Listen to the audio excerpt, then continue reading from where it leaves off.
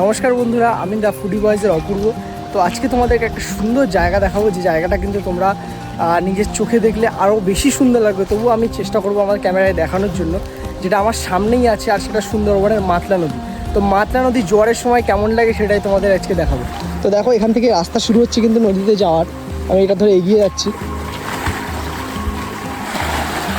তো দেখো, এখানে কিন্তু কত সুন্দর ঢেউ, যে জোয়ারের সেই ঢেউটা আমরা দেখতে পাচ্ছি একদম আমার কাছেই। আমার হয়তো দীঘা বা মন্দারমণি অনেক জায়গায় গিয়ে তোমরা ঢেউ দেখতে পাও বড় বড়, কিন্তু যে সুন্দরবনের যে মাতলা নদীর ঢেউ সেটা কিন্তু একটা অন্যরকম লেভেলে। আর বৈশাখ জ্যৈষ্ঠ মাসে কিন্তু আরও বেশি ভয়ঙ্কর হয়ে ওঠে নদী।